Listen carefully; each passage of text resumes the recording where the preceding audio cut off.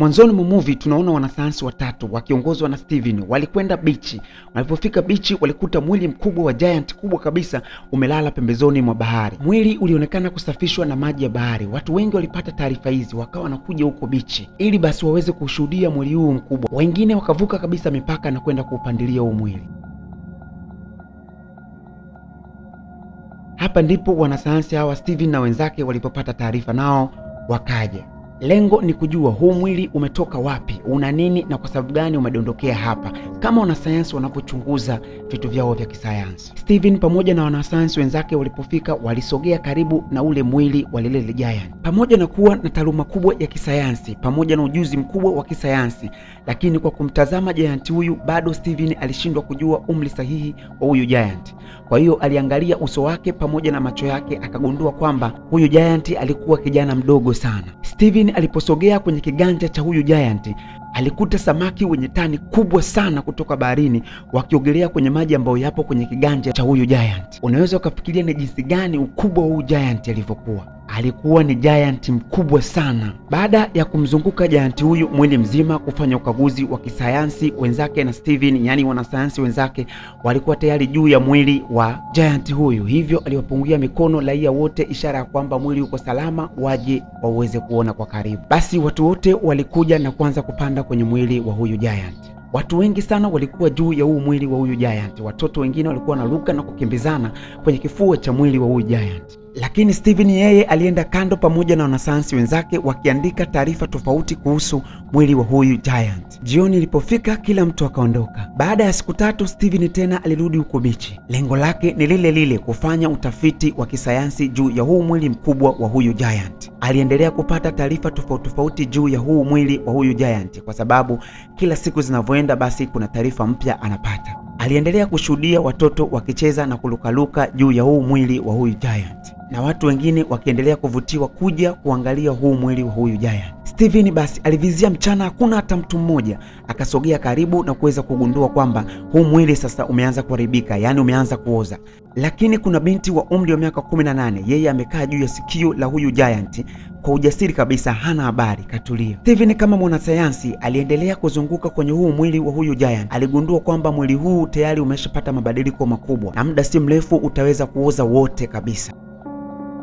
Basi akachukua maamuzi ya kupanda juu kwenye kifua cha huu mwili wa huyu giant. Aligundua kwamba kifua kimeshaanza kubonyea, yani kimeoza kwa ndani. Lakini pia alipoangalia mkono mmoja aligundua kwamba umeshaoza kabisa, yani hata ndege pamoja na wadudu wanatumia kama kitoweo. Aliangalia sura akagundua kwamba imepoteza uzuri, lakini pia macho yamepoteza muonekano wa macho ya kawaida, yani yameshaanza kuoza kwa ndani. Siku nyingine alipokuja alikuta mguu mmoja pamoja na mkono vimeshaoza na vimeshakatwa kabisa. Hivi akawa na uzunguka huu mwili wa huyu giant ambao kwa asilimia kubwa umeshaharibika. Wadudu pamoja na ndege wanatumia kama kitoweo, lakini kuna watu bado wanaendelea kuchora alama pamoja na picha zao kwenye mwili wa huyu giant. Steven alipokuja siku inayofuata hapa bichi hakukuta kichwa cha giant, yani kichwa kilikuwa kimeondolewa. Na Steven anaona kwa mbali ndege wanavyomfanya kama kitoweo. Bila kuwa na kichwa mwili unapoteza ubinadamu, kwa hiyo unamfanya Steven kuweza kupoteza ukaribu na huu mwili. Baada ya hii siku Steven hakuweza kukanyaga bichi kwa takriban wiki moja. Steven alipoenda wiki inayofuata aligundua kwamba zile ishara ambazo zilikuwa zinaonyesha huu mwili ulikuwa na wa binadamu zilikuwa zote zimepotea. Ambacho kilibaki ni nyama tu ambazo zilikuwa zinaonyesha kwamba hiki kilikuwa ni kiumbe. Na sasa yale matamanio ya kumuona giant tayari yakawa yameshapotea. Miezi kadhaa mbele baada ya kupotea kwa hizi story za kudondoka kwa giant ama kuwepo kwa giant, baadhi ya mifupa ya mwili wa huyu giant ilikuwa ikionekana mitaani na watu tofauti walikuwa wanaitumia kama mapambo kwenye maduka yao. Siku moja Steven akiendesha baskeli aligundua kwamba fuvu la kichwa la yule giant limetelekezwa huku kijijini. Basi Steven akagundua kwamba akizunguka sehemu tofauti ndani ya mji huu anaweza akapata viungo tofauti vya mwili wa giant. Baada ya kutembea sehemu tofauti ndani ya mji aligundua kwamba vile viungo ambavyo vilikuwa vinakatwa na watu kutoka kwenye mwili wa giant basi vimehifadhiwa sehemu tofauti kama makumbusho. Yani baadhi ya watu walikata vile viungo na kuvihifadhi kwenye sehemu tofauti ili viwe kama makumbusho, yani wanajipatia pesa kupitia vile viungo ambavyo wao wamevihifadhi. Watu wakija kuangalia basi wao wanapata pesa. Maswali yalibaki kichwani mwake yeye kama mwanasayansi. Anajiuliza ya kwamba kile kiumbe kilidondoka kutoka wapi, ama kile kiumbe kilikuwepo wapi na kilikuwa kinaishi wapi, ama hawa viumbe wanaishi upande gani katika huo mji. Ni maswali ambayo alikuwa akiendelea kujiuliza. Anasema ama pengine hawa viumbe huwa wao wanatembea usiku wakati wao wamelala. Mambo tofauti ambayo alikuwa akiyafikiria Steven kama mwanasayansi. Lakini alikuja na majibu ya kwamba pengine hawa viumbe walikuwepo miaka kadhaa iliyopita, ama pengine ndivyo binadamu walikuwa hivi zama za zamani.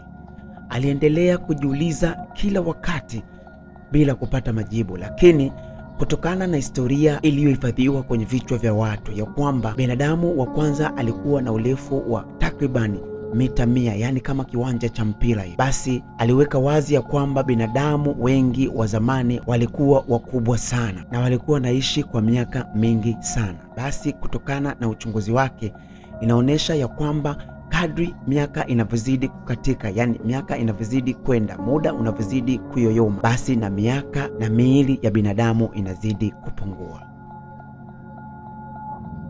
Anaweka wazi ya kwamba binadamu wa zamani walikuwa na nguvu sana, sio tu kutokana na miili yao, ila nguvu asilia ya mwili wa kuweza kubeba vitu ama kufanya kazi ulikuwa mkubwa sana.